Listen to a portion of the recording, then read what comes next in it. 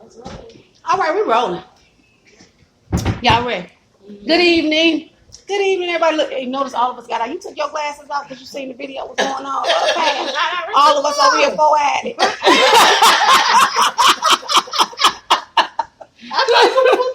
Right, all of us got our glasses on trying to look educated. She done took us off trying to be sexy. I need man for distance. I'm just real blind. I ain't gonna even tell you no story. I'm just real blind. I just sat out to wear contacts. Good evening, everybody. You are watching and listening to Politics, Food, and Fun with Towanna Murphy on WDM 98.5 FM with my special guest running for re-elect is Patrice Robinson, District 3. You got it right. And thank you for inviting me. And thank you for lunch, too. I know. And candidate for District Super District 8, Seat 3. Correct. Pam Lee. Hey. She's here. And of course, y'all, I don't know what to call Bridget. But Bridget been everything. She like G14 classified. All over. She be everything. I'm telling y'all. If y'all ever got a problem with your kid in sped, she got it. Baby, she going down there. And she gonna be on Fox News. Telling you where you can get off at. And she's representing District 3 really well. Yes, she is. She's representing District 3 really well. Yes, she is. And that's my district, too. All that's my districts. I think I live in District, Super District, but I'm part of District 3, 6, 82, 81, and 83. Okay. All that's my whole thing. Oh. So yeah, because I live there. District 8 covers you. Yeah. But your actual council district is? It's Patrice. 3. Okay. Yeah, District 3 is actually Patrice. I'm in her district. So why don't we explain first so viewers will understand what the districts are, Patrice? So let me first share with our listening audience that there are 4 city council people that represent you in the city of Memphis. Not 1, not 2, not 3, but 4. You have 1 district rep, and I am a district rep. So you don't see me all over the city. You see me in my district, and my district is actually Whitehaven, Oak Haven, Hickory Hill, Fox Meadows, and a small portion of Parkway Village. Mm-hmm. But as a member of the council, we work for all citizens. Mm-hmm. Now, that's 1 person. So everybody in the city of Memphis need to go to shelbyvote.com and find out who represents you on a district level in the city. Now, in addition to that, you have 3 super district members, and that's like an at-large position. The city is divided east and west. The west side is the 8, 1, 2, and 3 positions, and those 3 individuals represent the citizens that live on the west side of Memphis. On the east side of Memphis, you have 3 representatives, and that is your 9-1, 9-2, and 9-3. They all represent as like super district or at-large members. So you have 4 people that represent you all the time. Mm-hmm. And I've been working at the polls, and I'm asking people all the time, well, who represents you? They really, some people are not engaged, they don't know. But I want everybody to know and walk around and encourage people to go and vote early and let them know that you're not just voting for a mayor. You're voting for a legislative body that will approve what the mayor can do as it relates to the budget. And you need to have people that have like minds like you. And you select 4 for your district and your super districts. 4 people, 1 district, 3 super districts. Okay, so let me make sure we are understanding this. So in the city and throughout the west side, which is the majority inner city, majority black community on the west side of the city, we have the Super District 8, which has 3 positions within it. And then we have 4 council districts within the Super District. So that's a total of 7 representatives within the west side of Memphis. Am I saying that right? Not really. Okay. So let's make sure we're clear. Okay. Each individual in Memphis that's registered to vote and lives in the community only has 4 people who represent them. Right. But when you say a super district, they cover a whole side, and it has other districts in it. But that doesn't mean, because I have district, what did I say? 3. So I have district 3, but I have 3 what we call polling or locations or precincts that are actually in Super District 9. And my other 14 are in Super District 8. So it doesn't come together that neatly. Okay. Just always remember you're going to vote for 4 people. Mm-hmm. Okay. Right. Because I'm in okay, so you my person. Yes. I'm in District 3. Thank you. And how did you vote? I ain't voted yet. Well, you need to go out and vote. I'm voting tomorrow. I'm voting tomorrow. You out there working and hustling on the polls, and you haven't even voted. I'm voting tomorrow. I always wanna vote be there. on either the second or the last day of early voting. Okay. And you know what? And why do you do that? The same thing. Yeah, see, I ain't What's the purpose? Why? It's just a habit. And I normally, usually we do it on Friday. Right. Me and my two best friends, Val and Faith, we get together and we go vote together. We always take our picture and we always post it on Facebook after we vote. And we encourage everybody else to Go vote. Okay. So I guess the biggest thing we need to take away from this, if nothing else, is to make sure that we are encouraging our people to vote. Exactly. You must vote. They must understand that this is a critical election. It is. Okay. We like you said, we're voting for our body. Mm-hmm. Our elected body. We got to vote. We got to Yeah, get out. we gotta vote. We cannot sit around at home and say, well, what's going on here? And then we want to complain about what's going on in the city, but we're not participating. In the process. I think a lot of that comes from maybe people not really understanding the importance of the local elections. Mm-hmm. You know, Right. we get riled up for the Presidential presidential election. election. Exactly. But what people don't really understand is your local election affects you more on your day-to-day life. Right. Like we Right. would be the people that actually represent what happens to you, for you, or about you in the city. Right. So that's your city services. So when you're talking about,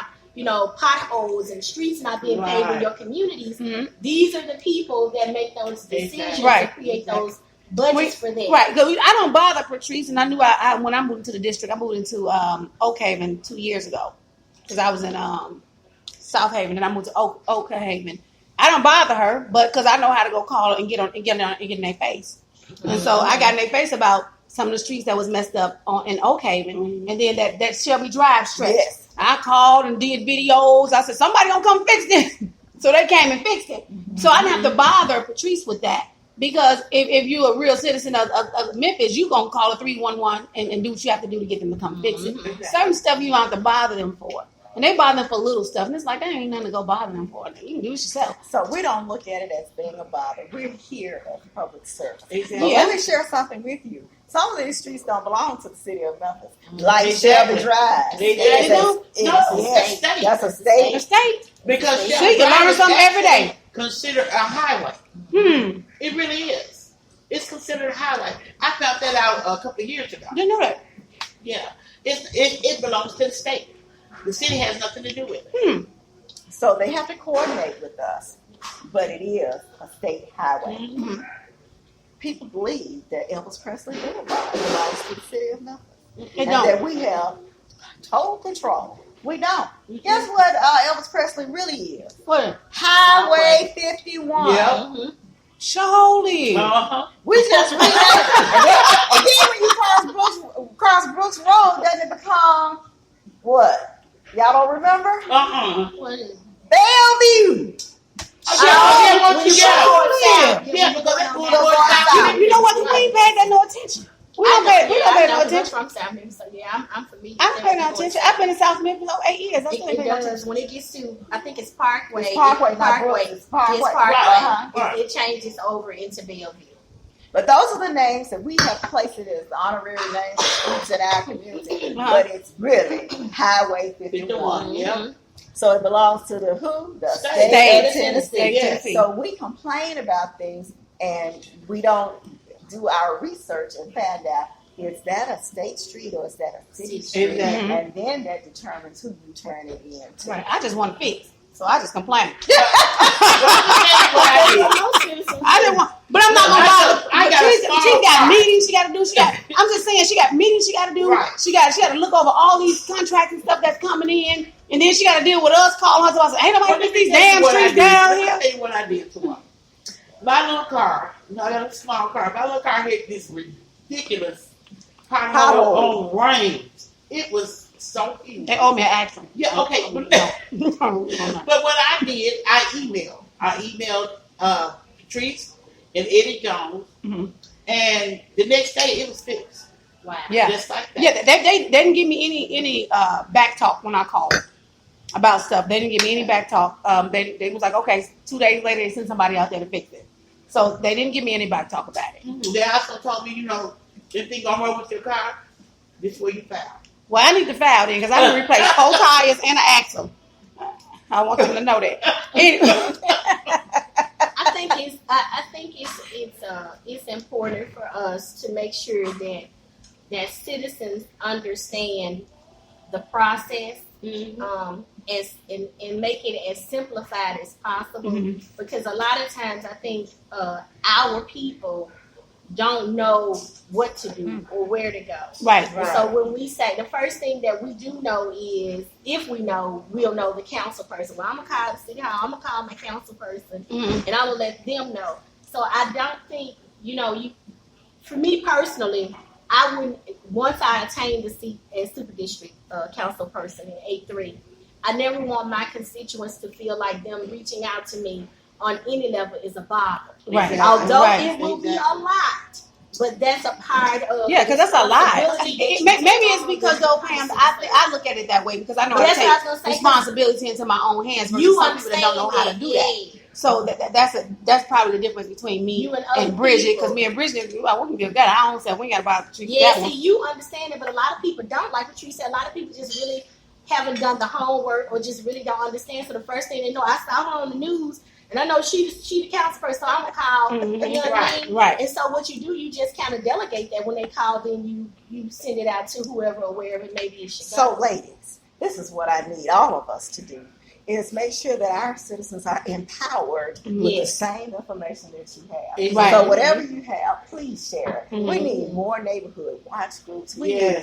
just streets coming together. It doesn't have to be 4 whole streets on your community. Just get one street together and start talking about the things that concern you, doing the research, and asking somebody to come out and share that information with you.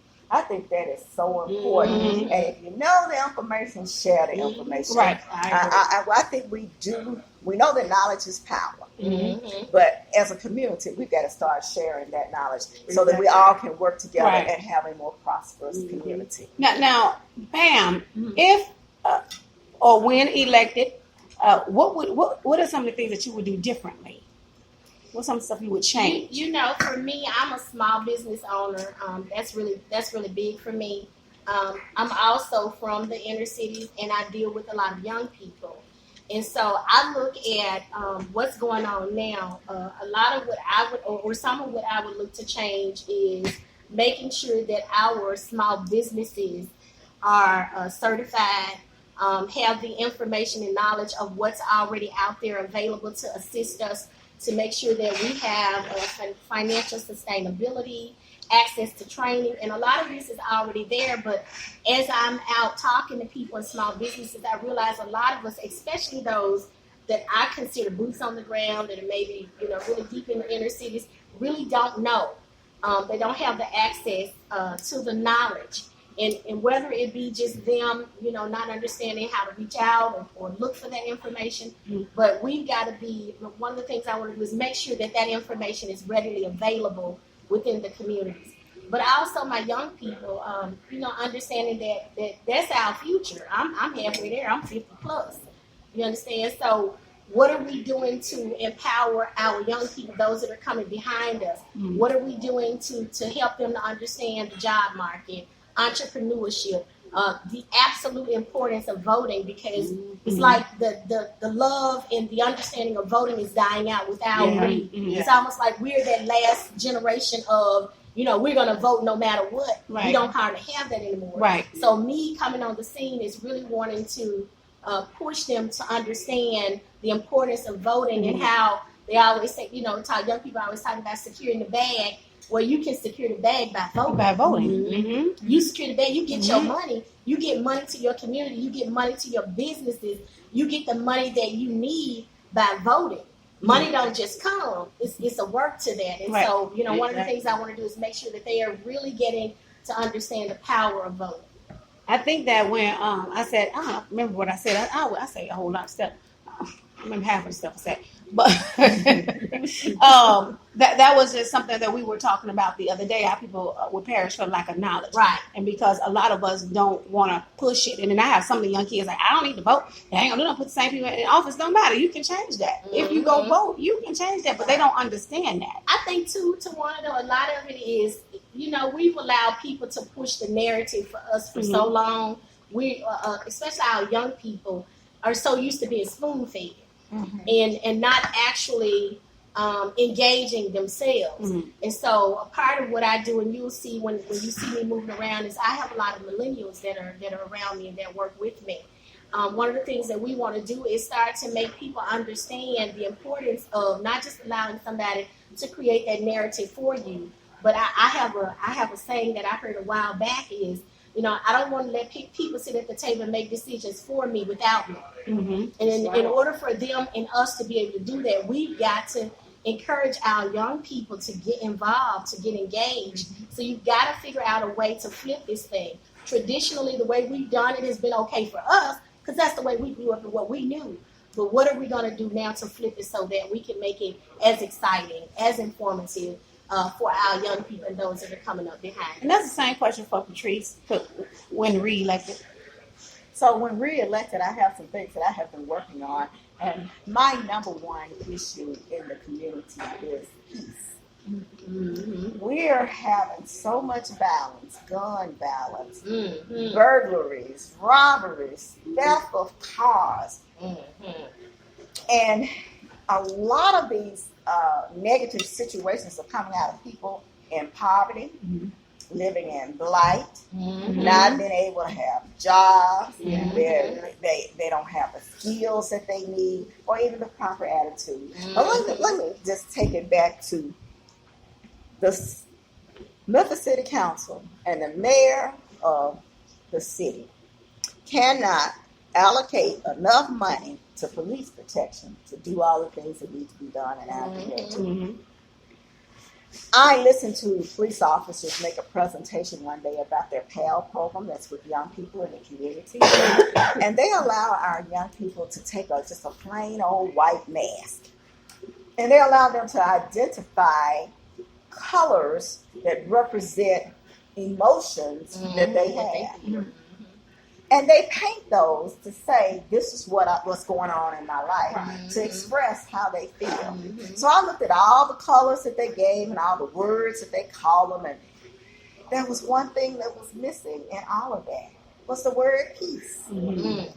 So what that said to me as an individual is that our children don't even know what peace is. Mm-hmm. Or if that's one of those things, emotions that you should embrace. Right. And that's why we have all this anger. Mm-hmm. Yeah. That's why we have people acting out. Mm-hmm. And then when they don't have what they want, then they act out as well. Right. Mm-hmm. If we're going to get control of crime in our community, we're going to have to do more than just support police. We're going to have to support the community and talk about mental health. Exactly. Did you hear me? Yep. Mental health. Yep. Did y'all hear me? Yes. Mental health is a big issue. Mm-hmm. We're going to have to talk about how do you deal with anger management. Mm-hmm. Yeah. And we're going to have to talk about peace is important. Yeah, it is.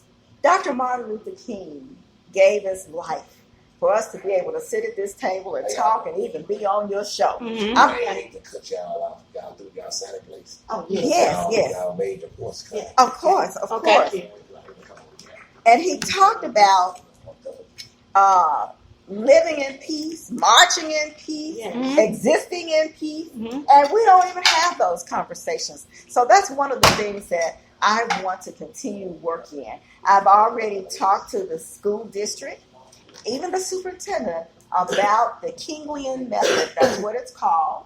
There are 6 people already trained and certified to teach it in the school system to start working with our community, not just our children, but their parents, so that those children can come to school in peace. Right. Do you know how that would change yes. Yeah. the community? Yes. Dynamic of the community. I've Yeah. talked with the NAACP about joining with us so that we can not only be talking to our children in the Mhm. schools, but be talking to the parents in the community about how peace will affect our whole community and reduce crime Yeah. and reduce people losing their jobs because of what they call workplace violence. Yeah. Okay, so that's important to me. The second thing is economic development in these blighted areas. areas. So, because I am on a legislative body, it's so important to look at the ordinances, and that's what we're doing now, so that we can use the ordinances and look at like cities and see what they have done to make a difference and use those best practices. Okay. So the role of the city council is not for me to be answering the phone and fixing potholes and making sure your trash is picked up. Exactly. My role is to make sure that we have laws in place and we have a structure in place so that the mayor will have a roadmap to what should be happening as an administrator so that he'll know what to do and how to spend those budget dollars as it relates to our community. Now, if we can do that, then maybe our community could change. Yeah. But because we can't get past picking up the trash off the street, Right. I need all the citizens in Memphis. I was driving down Italy today, and I said, oh, my God. Every cup, every paper bag, every fast food restaurant is on the side of the road. Yeah. Then where you cut your grass, you got stacks of grass, you know, the cutlets, the little pieces of cut grass on the side of the curb. It's going into the gutters, into the drains. Yes. And we call those storm water drains. Yeah. Storm drain. And we doing it to ourselves. Yep. You And then you know what I complain mean? when we get flooded out. That's right. Exactly. So That's exactly what happened. what do we do then? Because obviously there is some education that's really needed in our communities. So when I come in as a new city council person, I'm looking to an experienced councilwoman like you. So how do we, as a collective body, whoever that may be, how do we educate our community so we can advance them and move forward? So my suggestion, and that has been all the time, is that we're going to have to. We try not to spend as much money on advertising, but we got to because that's the only way that we can communicate with people. We're going to have some signs on some buses about cleaning up. We're going to have to talk about when you're supposed to put your trash can out and when you put it up. And we can't just give one message at one time. It's got to be, you got to keep going. Patrice, what happened to City? You remember Memphis City Beautiful? Do y'all remember that? We still got it, but it kind of diminished But itself. it used to be a big campaign. Right. Remember, it was But it's not like that you anymore. saw it all the time about keeping Memphis Memphis beautiful, how beautiful. clean it used to be. Yeah. What happened with that? They still exist, but you have to have money. And as citizens of Memphis, I know this personally as a sitting councilwoman, we don't want to increase taxes. We want to keep using the same amount. You can't use the same amount of money and get more out of it. You can't. Over 10 years, you cannot do it. Yeah. If I have $500 in my household and 10 years from now I still got $500, I am not going to make it. It's the same thing with the city like it is in your home. Right. Now, we have a new organization that helps with it too, and it's called Clean Memphis. Yeah. I heard about that. Yeah.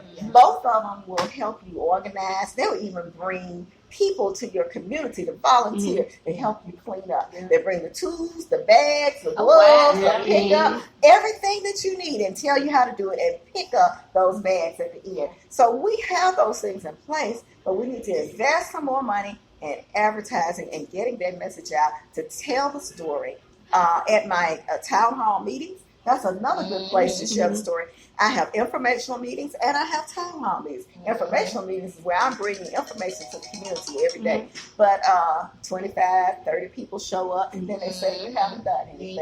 That's the first time she ain't did nothing for me. How you know? You ain't been nowhere. I think a lot of what I hear on the campaign trail too, especially with our younger people, is a lot of them, their conversations now are social media driven. Yeah. So I think a lot of what we're going to have to do going forward, and as we continue to grow and progress, is changing with the tide of our people. Yeah. Because those before us are going on, and now it's us, and then now we should be or are preparing the way for those behind us.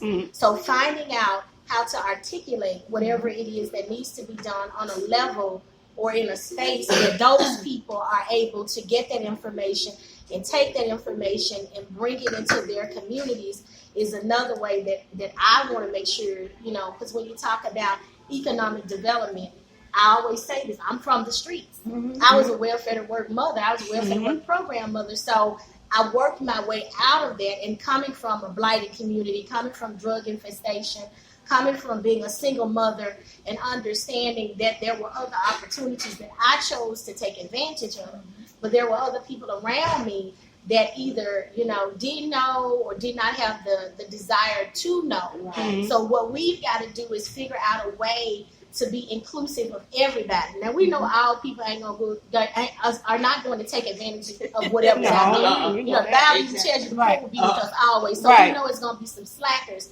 But for those that we can get that information to, for those that, want to know and don't know how to do it, we got to figure out a way to continuously process that information, those services, whatever it is that's out there, continuously process that so we can get that to that next generation to start pushing it forward. Okay. But it requires that we are intentional on doing it, and we put the... I had black and catfish. Thank you. You got the chicken on there first, right? No, this was to go. This was you to go. That's okay. That's fine. I had asparagus and I'll eat a little bit of it. I had chicken.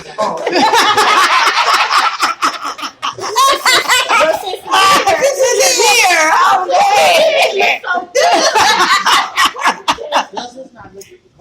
Yes. Thank you for the meal. And who is the chef? Chris Beavers. Hi, Chris. Thank you. And this is called asparagus. I didn't get the spinach. But you know what? I have this program that I've been doing all year long. It's called Project Let's Read. And I've been reading to the kids at the schools. I go to the different schools, read with the kids. And for the summer, I collected 2,000 books for the kids that need books, that don't have books over the summer, that can't afford to go to the programs. And so I raised, 2,600 books. And so I have them in a designated place. So when the parents want to get books for their kids, they can just come and get the books and sign them out, but they can have the books. So that each kid will be able to get a book. And then this year I've been going to different schools reading to the kids, because I realize now that, actually study already shows that 68% of my kids are illiterate by the time they get to the second grade. And so I've been going to each of the pre-Ks, because it started in pre-K. So last school year, I went to a lot of the schools, read to the kids, and I made up this song, and all the kids sing it, except the schools I haven't been to yet. And I do, Cottonwood is one of the ones I do all the time, and I got this little thing that I made up, like, I like reading is cool, and they have fun with it, but they know the words. So with my son is in pre-K, he goes to Cottonwood pre-K, and I go there, whatever their words is for the month, I go to each class, I do flashcards with the kids, I do spelling with the kids, and so they know the words, they'll recognize it when they say, oh, that's the, well, that's at, so because I go, whatever the teachers are putting out there, I put out there too, because I'm part of Policy Council representative. So I approve the grants. I am a part of the hiring and firing process of the teachers for Shelby County and Port Lee. That's what I've been doing for the last year, and I'm doing it again this year. You know that you said that I had a program with Memphis City Schools, but it's now Shelby County Schools.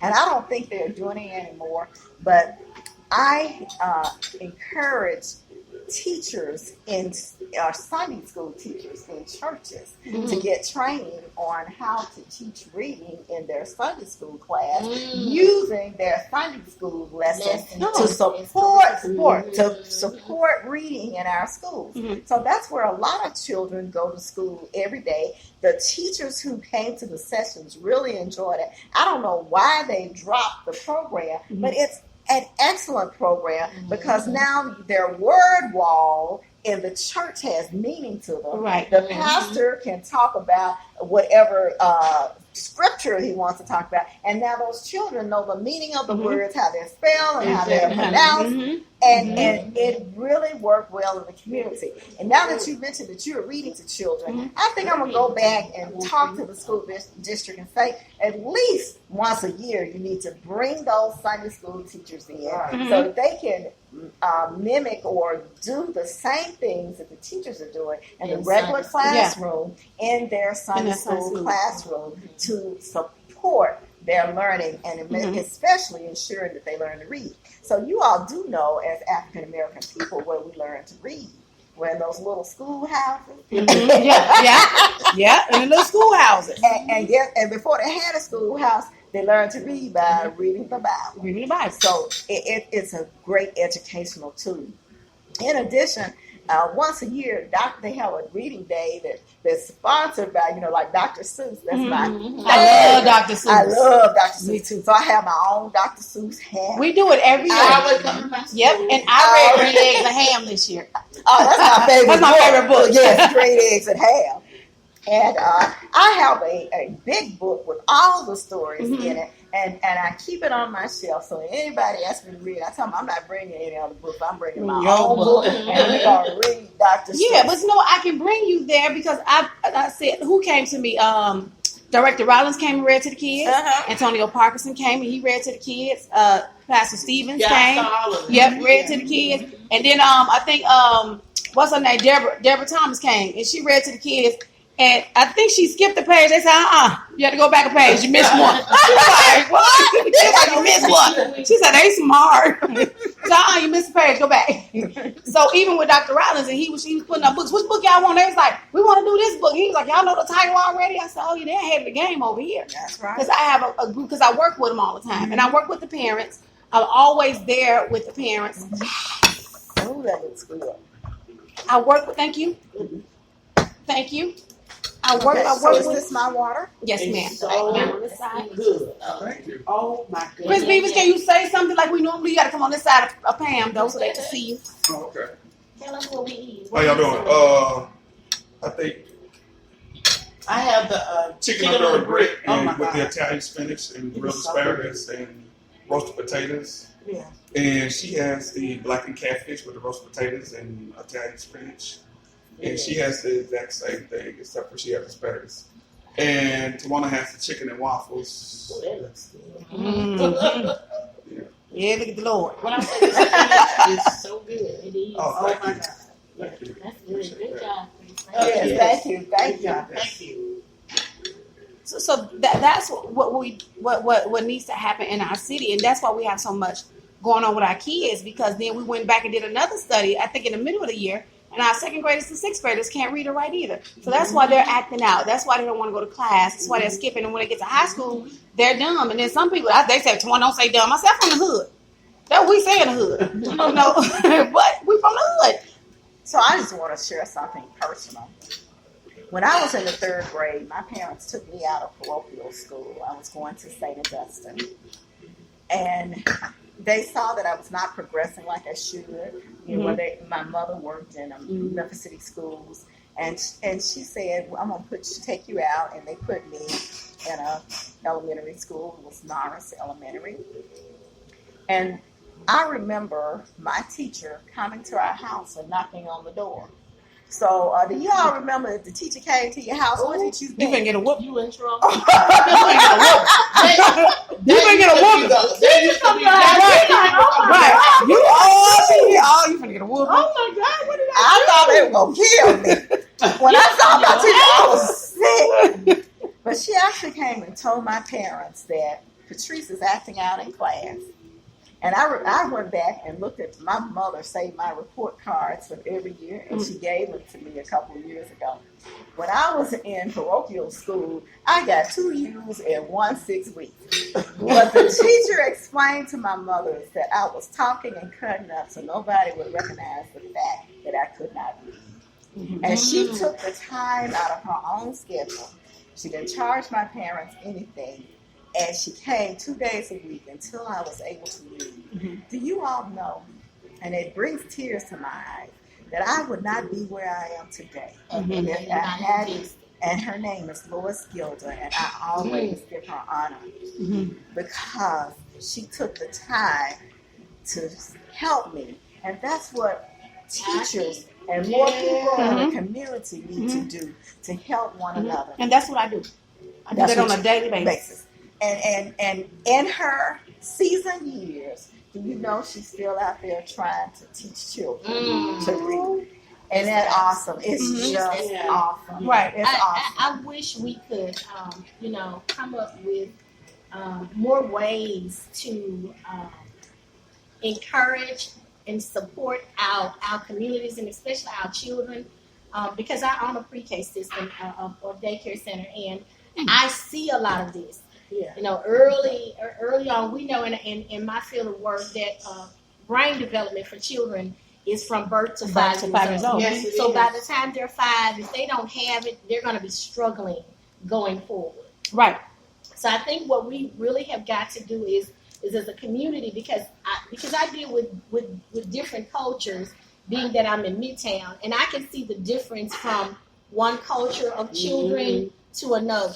And it may not be a pretty conversation, but it's a real conversation. You can see the difference.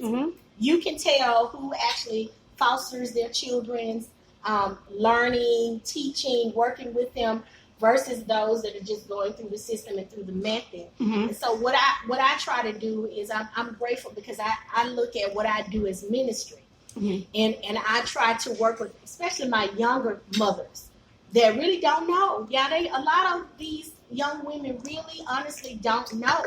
They can't read either. And that's what the I'm about issue. to say. They were lost along the way. And that's what I wanted to do. You can't give what you don't have. Right. Exactly. As much as you may want to, if you don't have it, you don't have anything to give. But they can learn. But that's what I was about to say. You still have an opportunity to do more. But a lot of times it's going to take somebody that came, like your teacher came to your house and said, I see a problem. Let me help you to fix it. And that goes forward because from that 3rd grade child, now you're a city councilwoman because somebody came and look what she is now. Yeah. But the key thing is this. They're embarrassed to say they can't read. Yep. Well, let me share something else. When I was on the school board, I was over at Sharp Elementary School, and a mother was just crying. Well, what's wrong? Couldn't be that bad. This is just open house. Right. She said, I can't help my child with their math homework. Have you all seen the new math? Oh my God. Yes. Maybe that algebra. You said that ain't algebra. That algebra no more. I don't know what it is. So, it's supposed to help them understand and be able to do high level math. But you know what I believe? If we teach our children reading, writing, and arithmetic, arithmetic. If we would just go back to the fundamental basics, man, it would help because our kids, the comprehension. If you deal with these things, you see them when they start all these different numbers and methods. That's when they get lost. If you go just do the traditional basics. Just put some beans on the table. That's 10. That's Take it. 2 away. There you go. Just the basics. With me being they've outlawed so much.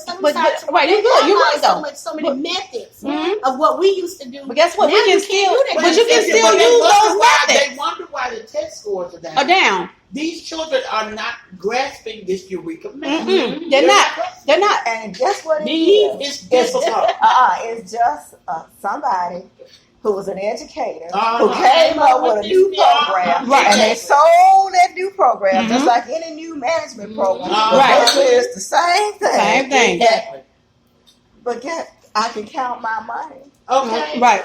I know how to buy draperies for my windows. Okay. I know how to count We how many have eggs I need to Jamaica's not Eureka 50 screen math. TVs. You know that's a 50 inch. That's right. I know how to measure.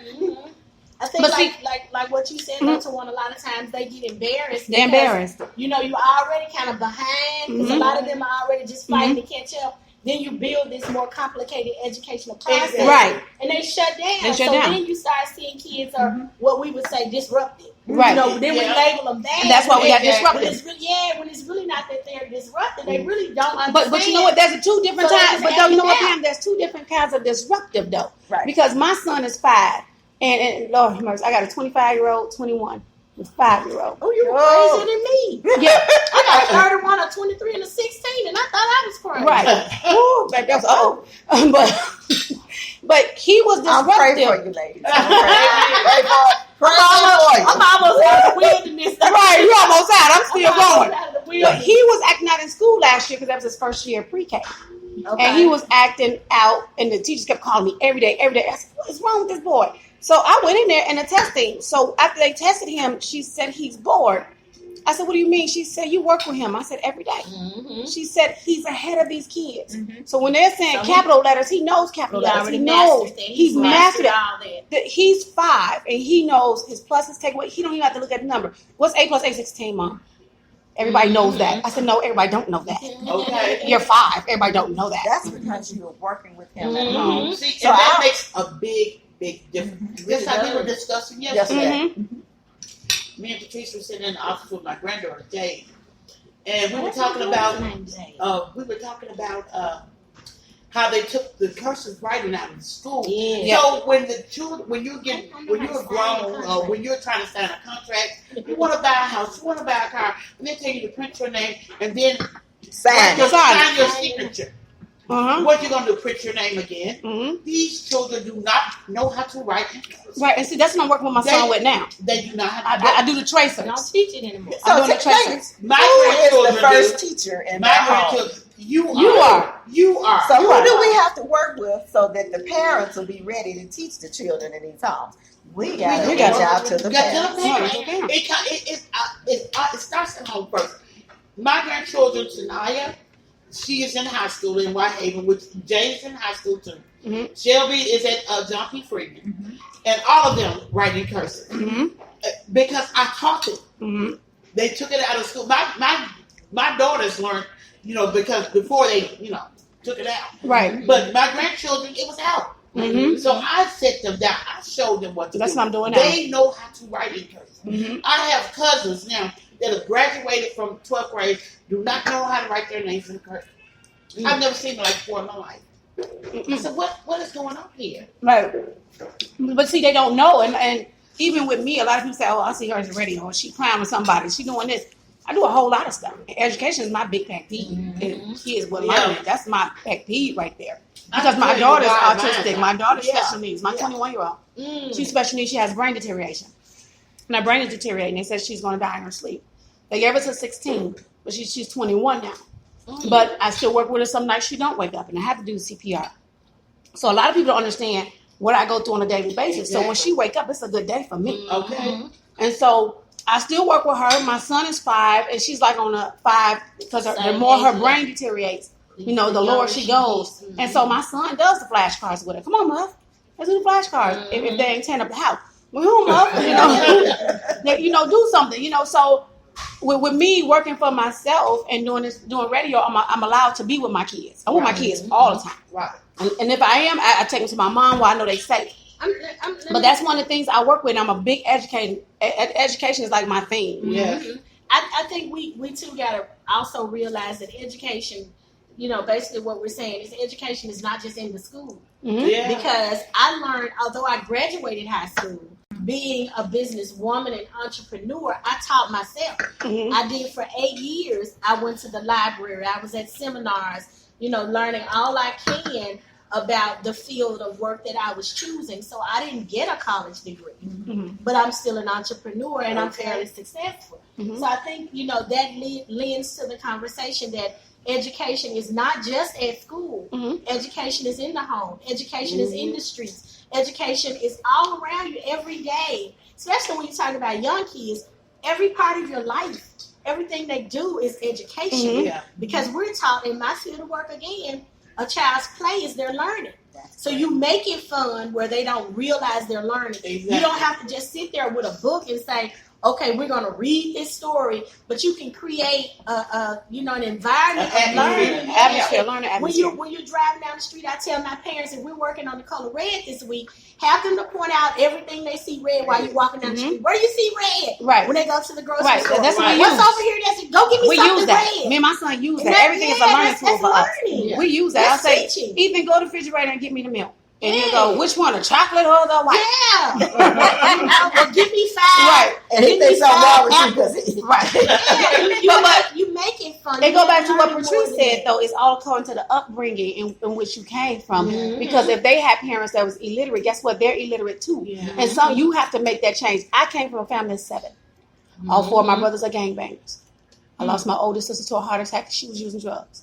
My second sister is a heavy alcoholic. I'm the only one out of the 7 that went to high school and college because I seen their lifestyle. Now they want that lifestyle. So I had to change. Yeah, it's a mindset I had to change. It's a mindset. Right now, and I don't mind saying it. All 4 of my brothers in jail. All 4. All of them. But that's our reality. That's our reality. Yeah. That's the reality of it. And it's like you said, piggybacking off of what you said, for me, I'm the first entrepreneur in my family. I come from a family of drug dealers, hustlers. Yep, that's my family. My mom and dad were just regular workers. My mama worked when I was a little girl at Days Inn Motel, and my daddy drove and delivered appliances. So nobody introduced me to entrepreneurship. It was just something that was in me. But I had people along the way to say, hey, you got something different than what I've seen. And then I decided, okay, what is that? And I looked into that until I figured out, oh, this is who I am. This is what I am. So it wasn't that, there were people in my neighborhood. I ain't see no entrepreneurs. The entrepreneurs I saw was the drug dealers. The hustlers. So let's talk about as a city council that's responsible for the laws of the city. What should we be doing for our children in the community? I think we need more community centers where we can have training facilities where we can do what you want them to do, learn, read. If we implement that, and the parents we don't have to charge the parents, that will work. Even if we have a parent teaching class in one of the community centers where it's okay. And my thing is, if you don't know how to read, and you say, I want to learn how to read, but Patrice got this center going where there's classes here where you can learn to read. Okay, well, when you come in this class, I don't need nobody's cell phone on because I don't want nobody to feel stupid or somebody to say, well, I'm in this reading class and they videotape. No videotapes, no nothing. Not even the teacher's videotapes is on. Everything is off because now your focus is them and focus on what Say that again. We should have reading programs available in our community centers. So my first summer on the city council, we had a Lexia reading program, and we tested it in the community centers. Out north, we had quite a few people who participated, but on the southwest side, the students chose, or the parents, or we didn't get the message out well enough not to participate. But do you know those children gained almost a whole year in reading just by using these computerized programs? And we do have those computers in the community centers, and in the summer, we do have reading programs. But I'm like you. We should extend them year round. So when children get out of school, all children don't want to go to the community center and play basketball. I am the last person in the world that enjoys sports.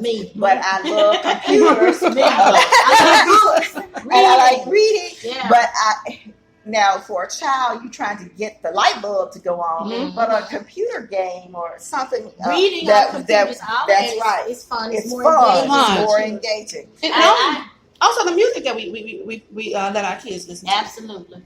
The music. I seen a little boy that 4 years old. He knew all the rap songs of Jay-Z. Every word he sang it. I said, now I bet you he don't know his ABC. And it's so true. I can tell you from experience. Yeah, he don't know his ABC. But that lets you know he can learn. And that is what I always say. Music. You know that they can learn if they can learn that. So now what we have to do is figure out how to mimic the method. Music. So that we can take that and create a program around that. Because we know as black people, anything you give us to a drum beat, we move to in some kind of way that moves us. So for our children, it's about music and memory. Yeah. When I taught Sunday school, those too. I taught Sunday school and to teach them kids how to know the books of the Bible. I made up a stupid song. I said the Old Testament. I said Genesis, Exodus, Leviticus, Numbers, Deuteronomy, Joshua, Judges. That's how they learned the books of the Bible. I sung it to them. And my aunt used to teach reading, and that's the way she taught it. Teaching them songs. That's how they learn all the books, the Old and New Testament. Reality is, in our communities, most of our kids we know now are struggling, especially with the basics of reading. And everybody does not learn the same. No. So you have to make an adaptation for people that learn on different levels. So music is universal. Most people can get any, especially black people. You put it to a beat, we in. But see, that's why we need Patrice back in there. Right, exactly. But that is why we need to re-elect Patrice, because that's what she was doing. She was implementing that stuff. She was making sure that our community get educated on these things, and that was up, for grabs. Read this up for grabs. Come on, I want to read. I want to learn how to do math. I want to learn how to count my money. But that's another important thing. We're also increased over time summer youth jobs. Yep. Our young people need the experience as well. Exactly. And the reason that I ran for school board in 1999 was because the children who were from middle class families didn't have an opportunity to do anything. They couldn't go to the summer youth jobs because they were only for economically disadvantaged. Their parents worked jobs like at Kellogg's, the post office, Internal Revenue, and their children never got any experience in the workplace. Because they went to schools that actually performed well, that meant that they could do better. So they could even get in, be involved in those programs. And those programs at all. So trying to create an opportunity for everybody. And when I talk to people and we talk about all these special interest groups and we got this group of poverty over here, my role to me is to make sure that all citizens get a piece of the pie. Right. And then we get lifted.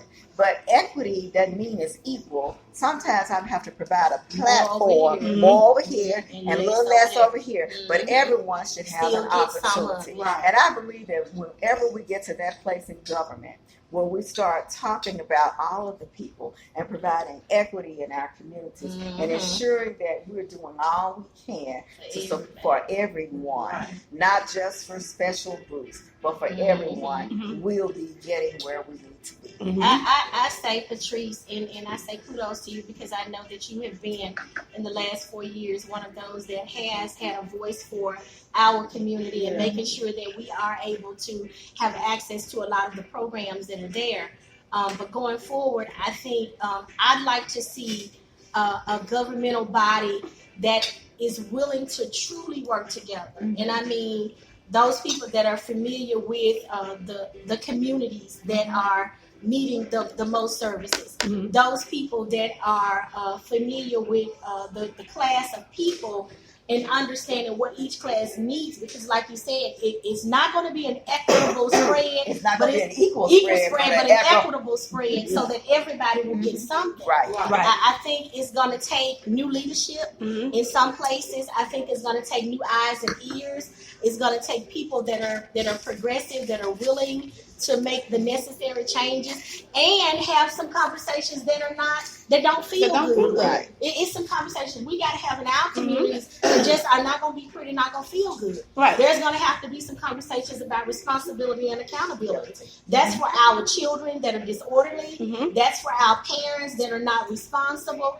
Before we can really start to see the changes that we want to see and that we plan to see, we got to have some housekeeping to go on. We got to have some conversations where it's going to be some people that you're going to say, hey, either this is the plan. That's right. Now, if you want to see the change that you keep talking about, then there's some things you're going to have to do. Because no government body can do it by themselves. No. The people got to have a part in there. So if you're not willing to engage and be a part of the necessary change for us to progress and go forward, then you're going to have to get out of the way because this train is moving. Okay. So when you get in that seat and we keep Patrice, she can help you because she knows the ropes already. And I expect that. That's why I said I'm looking forward. But see, everybody gonna show you the ropes now. She had it hard that first year. I ain't saying no lie. She had it hard. I'm already recruited Honda. Right. She already did all the hard work. Right. Because she had it hard that first year. Because baby, them Thundercats weren't trying to show her nothing. And that's what the change is, though. You got to get people like for Patrice. Patrice comes in. She's fought against that establishment. So you maybe not was able to kick down the door, but you were able to crack the door open. Right. And you opened the way for those of us that coming behind her to come in and open it further so that we can advance and bring our people through. Sometimes it's a little bit at a time. We may not be able to do it all at once or one person can't do it, but you can do enough that it makes it okay for everybody. Because a lot of times we sit back and we're looking to see what's gonna happen, or what's she gonna do, how that's gonna work. And once we get people in there that we see, okay, well they did that, then other people are willing to say, okay, well let me go on and jump on board. Let me go on and see what I can bring to the table and make it a collective effort for all of us. Because ultimately, we all want the same thing. We all want peace. We want happiness. We want a decent income. We want our children to be safe. Like I want to be able to sit on my front porch. How about that? Sit on my front porch. Right. Or I want to be able to have a package delivered to my door, and I ain't got to worry about nobody wanting to buy stealing my package. Right. I mean, but you know what? It's so funny you said that because I live in Oakhaven. We don't play over there. All of us got cameras. Everybody on our block got cameras. We locked the man in the car.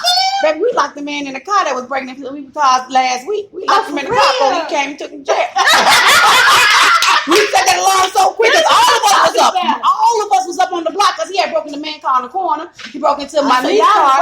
Lay next door. I said, we gonna wait on this nigga tomorrow night. Every last one of us had our cameras on. As soon as he got into my niece's car, we set the alarm. And you can't open the windows because her car locked. So you gotta open it out. Think about what you said. We laughing, but think about the collaboration. Right, just collaboration. It was everybody got together. Everybody got together and said, you know what? We're not going to keep allowing this to happen. We're not doing it. So we are going to collectively come together to see who this is and catch this person. So what happens on a bigger scale when we all do that? When we can start to get our people engaged in every level, you know, whether it's crime or improvements in the communities or blighting our community. We all get together. Now. What did I say? Yeah. You gotta have one neighborhood association. You gotta start working. I want to say this. I live in the Whitehead community. I live in District 3, in Patrice's district. And I'll tell you something. There's nothing, absolutely nothing I have ever asked her for in our community that we didn't see. And even before I knew what district I lived in. I just found out I was in a district about 6 months ago. I just found out. This was 7 years ago. Right. I seen a flyer. I was fighting for West Haven. You know, I was fighting for them not to close West Haven. And I was calling all of the commissioners and city council people. And I was just doing whatever I could to keep the school open. And most of the councils and commissioners I was called, they were, well, what district do you live in? What district do you live in? I'm like, I don't know. I don't know. So I finally got Patrice's number and I called her. I said, look, my name is Bridget Bradley. I said, I'm fighting for West Haven. She said, yeah, I've been seeing you on the news. I said, I need your help. And she said, okay, well, what do you need me to do? First person that asked me, what do you need me to do? And not ask me, what's your district? Just wanted to help. See, and been helping me every. Yeah. You don't get that. You don't get that. You don't get that. You know. And when you get it, y'all excuse me. It's okay. When you get it, it's okay. It means a lot. It means a whole lot. I also want to say this too, because like what you just said, a lot of times we don't know the districts that we're in and who represents us. So I encourage people to go to the Shelby County Voters Commission and put your address in there and see who your representatives are. We have really got this. This is a part of the education that we're talking about. We've got to start to educate ourselves in the community to understand the power that we have. And that starts with knowing who is supposed to represent you and then holding them accountable to represent you. So that at the end of the day, you got a constituent that sits here in tears, you know, because she is so happy. But you know what? I'm going to tell you why. A main reason why I'm in tears is because I have a $13 million school sitting on Hodge because of this lady right here. And our kids have a decent place because the old West Haven was deteriorating. Our children deserve a decent place. And they now have a decent place to be educated. And ultimately, that's what we want in our government, in our leaders. We want people to, you know, beyond once we get them educated, Patrice, and know not to call for the potholes. Right. We're calling for the potholes. Next level. Right. The big stuff. I'm not calling her for no potholes. Once we get our people educated to to understand that the picture is so much greater than the little stuff that a lot of times we do. Once we get them to understand that, and we get a body of people that can collectively work together for the good of our communities, for the good of our district, and hearing our people, and then reacting to what is necessary. Because you don't know it all until the people out there tell you. Right. Exactly. You don't know it all. And then you as a governmental body, you start to work towards making sure that those goals are addressed and are met. When we get to that point, I think then we'll start to see all of our people get engaged. You know what I'm saying? They'll be happy to get engaged. Right. Because they know they can call Pam Lee, their Super District 8, Position 3. There it is. They gonna know they can call Patrice. And I can call Patrice and say, look, Patrice, we got this going on. I got to call, this school is having this issue. And we're good with working together. That whole body is good with working together. West Haven is not even wasn't even in her district. Wow. Wasn't even in her district. And now what I like about what we got going, you got someone in your city politics, in your government, that says, okay, it doesn't matter what district you're in. You're in this city. You're a constituent. Period. And I want to help. That's it. That's all. And I like the fact that I have some kind of position and pool being a policy council rep, because I can go into any of these schools that's having an issue. Right. And I can, even if they have a rep, I can still go in there and talk to their rep. I'm like, no, this is what I'm getting over here. I need you to fix this. Or if a parent has a complaint and say, well, my rep ain't doing nothing, well, I can go to her rep or go into the school and say, listen, this is what's going on here. I need y'all to fix this. You know what? When they see me coming, they be like, it's got to be a problem. Coming in. You know what? Ain't no problem. Let's go see. I think in Towanna, I take my hats off to you, and I thank you for even this moment. Exactly. Because it allows the constituents to see how the government can work and answering the small questions that people really, are not sure of or don't understand, and then allowing them to see this in a relaxed setting. You know what I'm saying? Where people can really relate now, because you don't feel like, intimidated because she's this city council person. But she's like this all the time. She's like that all the time. But I mean, just for people, though, to understand it, and I think that makes it more open and welcoming to people to be able to see a Patrice or a Pam in an everyday setting where you can say, okay, these are the people that represent me, and I can reach them. These people are reachable or attainable, or, I can contact them for my issue. Because a lot of times, especially, I'm boots on the ground. So I deal with a lot of the hood issues going on, because that's where I'm from. A lot of times people from those areas are intimidated. Yeah. We get the fuss and the fight in the street about what we need, but we're scared to reach out to the people that we may really need to reach out to. And I think it makes it really okay when we soften it, where people can see it's okay to have those conversations. It's okay to reach out to your leadership. It's okay to voice what you feel and not have to feel intimidated. Well, maybe when you, I ain't gonna say maybe, because when you get back in your seat, and when you get an 8-3, maybe we can have a women's forum. We should. I would love to. And I would love to. So I want to say, before we even get off of that, I want to make sure that everybody knows I didn't eat all of my food, because and I don't want anybody in the listening or television audience to think that the food was not delicious. My hats is off. My hat is off. The catfish was delicious. You didn't leave any.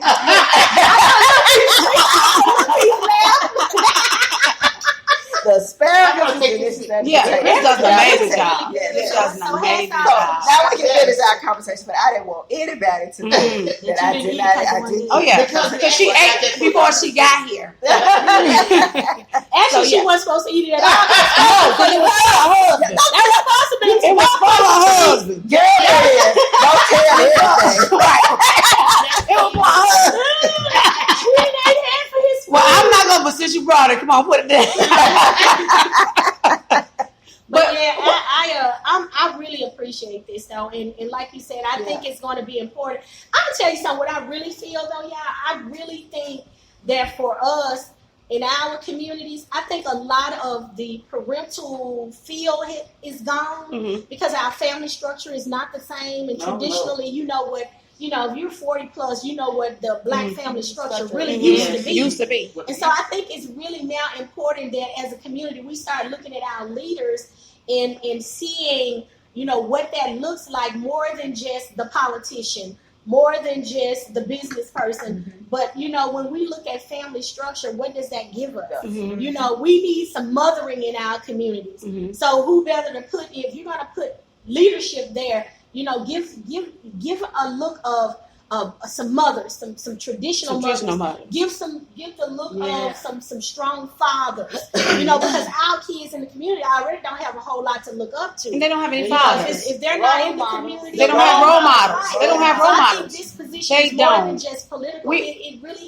is role models. At my school, at Cottonwood Pre-K, we have muffins with dads. And what I do is some of the dads that come in that I talk to on a daily basis when they come in, I said, we got muffins with dads, and I'll have them adopt 3 or 4 of the boys. And they have, muffins with the boys in each of the classes. Because my son, I'm a single mother. So they'll take my son and his son and 2 other boys. And they have muffins with them. So all the dads that participate, we give them a gift. To say thank you, for just coming in and being that father figure. Now, some of them can't speak English. I don't know what they're saying anyway. But they still come in. But they still men. They still men and they still help. Right. They still help. But they still exist. But they still exist. What that child needs exactly. To see. And so they sit with them. Teach the children a few lines in Spanish so they can communicate. I know the cuss words. No.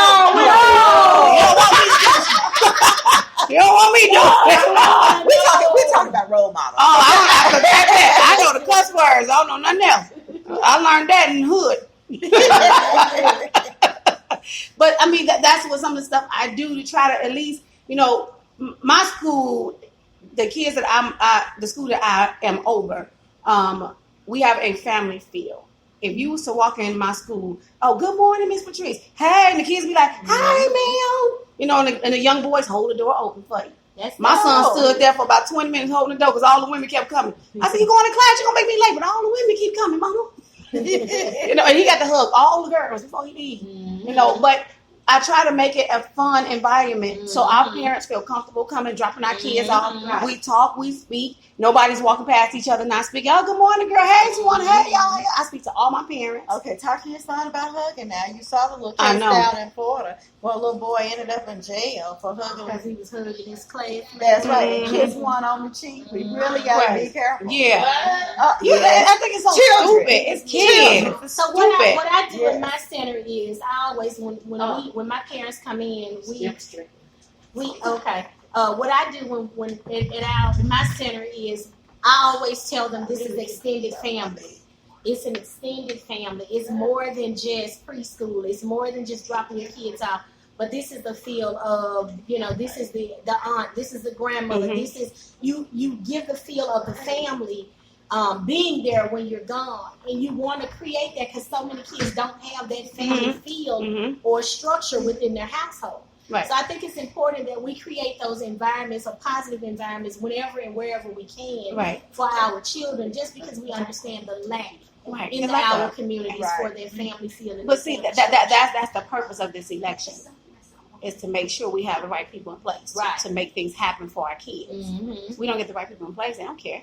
It's gonna you be got to have people like Patrice that care. You got to have people that care and that really genuinely care, not just because, I'm in this position, I just want it for this time. I call them seat warmers. But as long as I've been knowing Patrice being in that seat, I think we had a spat a few years ago. Somebody said Patrice didn't do something. I done jumped off the handle. Patrice said something to me, and I said something back. And I'm like, wait a minute. Let me go look at what this woman done told me.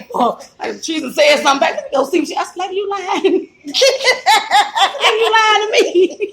Because you done got me in that, you lying. And then when she really told me the story, I said, that you shouldn't have put that out there like that, man. You shouldn't have. I said, because Patrice will help you. I said, that's what I do know. I said, you shouldn't have put that out there. That's what we want. We want to keep what's working. Right. Like Patrice. Right, but I go back and fix it. And you want to move those that are there that are not affected. And that's not to say anything against anybody. But our community is in dire need right now. Like we got a state of emergency. That's what we need, y'all. That's what we need to re-elect Patrice, District 3. That's what we need to elect. Did I say that right? Yes. Oh yeah, I'm a player now. I'm a player in this part. We need to elect Pam Lee for Super District 8 C3. That's what we need. That is why we're having this. And if you have any questions, concerns, they'll answer them. I know Patrice will. She answers her phone at 10 o'clock that night, though. I'll call her. I said, she must be asleep. And she answered. Well, she called me in the morning. I call it This morning. She called me that morning. That's the commitment to office, though. That's the commitment to serve. You know, when you step out, and I'm learning this, Patrice. And again, you're going to have to teach your girl now. Some stuff you still going to have to teach me. But I'm learning because I'm not a politician, because I've never stepped out into the political arena. I've dealt with the public in my community. I've dealt with the public over 20 years as a child care provider. But politics is different. And I'm seeing that. Welcome to the world, and they're going to blame you for everything. It's almost like you got to babysit everybody, because everybody wants that right She's now. the Everybody babysitter. in your face. She's the everybody in your babysitter. face wants you to fix She is the whatever babysitter. that issue And is. you You got to be committed to it. And you can't make everybody happy. That's true. You got to understand that Yeah, from the yeah. beginning. You got to understand Yeah. that. You can't. You can't. And they're going to lash out, just like little children. That's what I said. Babysitter. You got to babysit because they're going to lash out. I lashed out a few times, but it wasn't at them. It was at Burning Board. But I lashed out. He threatened to throw me out. He threatened to throw me out. Had a city hall. I'm going to throw you out. Oh, wow. Oh, yeah. He always going to throw me out. This ain't the first time. He threatened to throw me out 8 years ago. Me and Ed before got into it last time. I got into it with a whole lot of them. But never did I have that situation with Patrice. I didn't have that with her. It was always the men I That's fell why out we with. need our nurturing mothers there. Yeah. It's time to She got the love on change Patrice. She some got the love on them. and nurturing. They can't, Right. You can't teach a man how to be what God has given women. It's Right. natural You can't. nurturing. Patrice got love on them because they need help. So let me be honest. God puts people in places that they need to be. Right. And even some of those people that we may not care for. Mm-hmm. So what happens is like when you're making a sweet potato pie, you have to have sweet potatoes, not white potatoes. Mm-hmm. You have to have sugar. You have to have some butter. You have to have a little vanilla. You may have put some people like that with nutmeg. Yeah. And you have to make a crust. So there are different ingredients. So you don't want all like people on a council. Mm-hmm. Mm-hmm. You want people to bring different strengths to the table. Exactly. You want leaders to bring their best to the table. And that's what makes it difficult to actually get along because we're all Everybody's leaders. different. Everybody's different and everyone has their strengths. But then when we figure out what our strengths are and how we can work better together, that's the goal. And it's hard to get there with all the issues in the public and all the people talking to us at the same time. For it to be an effective body, we have to go through the same changes that you go through in any business when you're trying to develop a team. And that just takes time. And I think it's more about growth. Right. It's more about growth because even with me and Burden and Boyd and our history for the last 8 years, me and him talked a few weeks ago, and I told him, I said, it's not about you. I said, I just dislike some of the decisions you've made. It got to do with you. I like you as a person. This ain't personal. This is business. I said, so I like you as a person. You know, and me and him talked for about an hour. We just talked about stuff. I said, I don't dislike you. I just dislike some of the decisions you've made. That's my issue. Now, me and Ed before, we'll talk for a minute, and then he said, I go to left field. Then he don't want to talk to me no more. I ain't talking to you, you finna go left field. And he just stopped talking like I ain't been talking to her no more. You should go left.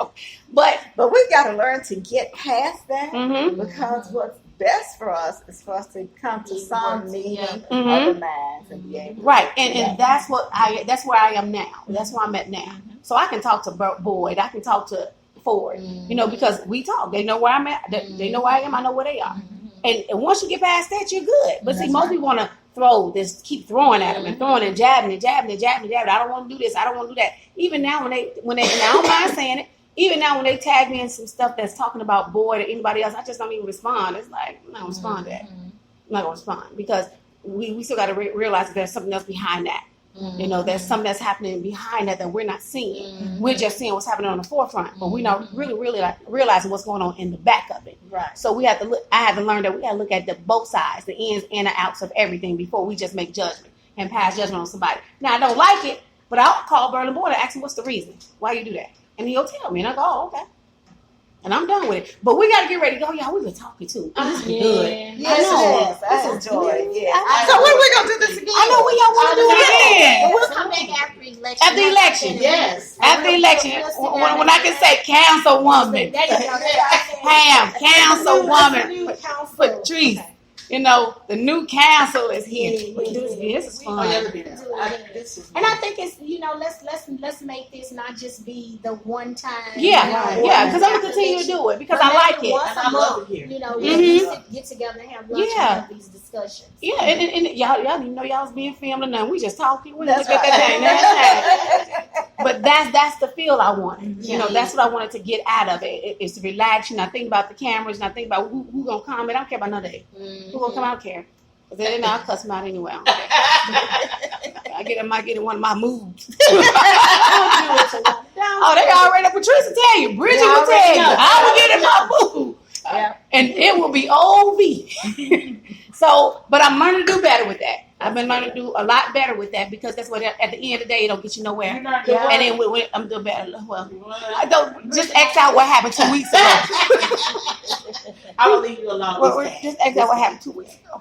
We ain't talking about that one. That's old stuff. Why you gotta bring up old stuff? Okay. So guys, I Go back got to yesterday. leave because my team. Why you gotta bring up old stuff? That was yesterday. That one Mr. Wong, Huh? I gotta leave you. No, we're good because we I gotta wrap up anyway.